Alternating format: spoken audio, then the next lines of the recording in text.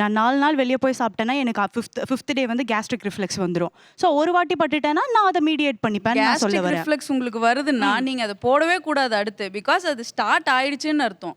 நீங்க அதை நிறுத்திக்கிறது தான் நல்லது. ஒரு சைடு எனக்கு கேஸ்ட்ரிக் ரிஃப்ளெக்ஸ் இருக்கு, இன்னொன்று எனக்கு ஸ்ட்ரெஸ்ஸு, அந்த கார்டிசால் ஹார்மோன் லெவல், அது உங்களுக்கு தெரியும்ல, அது ரொம்ப அதிகமாக இருக்குது. இது ரெண்டில் எது என்ன ரொம்ப இம்பாக்ட் பண்ணும்? இது எல்லாமே ஒன்று தான் சார். நைட்டு நல்லா தூங்கணும், நைட்டு அந்த டைமிங்கில் எந்திரிக்கணும், சாப்பிட்ற சாப்பாடு ஒழுங்காக சாப்பிடணும். இது சாப்பிட்டாலே உங்களுக்கு டிப்ரெஷன் வராது, இந்த அசிடிட்டி பிரச்சனை வராது. இதெல்லாம் ரெடி பண்ணிட்டாங்கன்னா ப்ராப்ளம் இருக்காது சார். சரி, டாக்டர்களின் ஆவரேஜ் ஆயுள் காலம் என்ன? இப்போ இருக்கிறது வந்து 60 to 65, 70 அவ்வளோதான் சார். ஐசிஎம்ஆரோட ஸ்டடி சொல்லுது 59 தான். இப்போ அப்படிதான் சார். ஆமாம், இந்தியாவுடைய ஆவரேஜ் எவ்வளோ தெரியுமா? 70லேருந்து 72. கண்டிப்பாக சார். அது எங்கே இருந்துச்சு?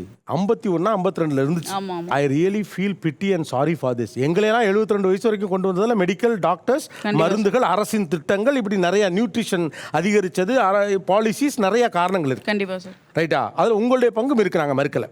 ஆனால் உடன் பற்றி நன்கு தெரிந்தவர்களே ஃபாலோ பண்ண முடியாத தவிக்கிற விஷயத்துக்குள்ளே வந்துட்டோம், மாட்டிக்கிட்டோம். அப்போ சாமானியர்கள் எப்படி இதை சமாளிப்பது?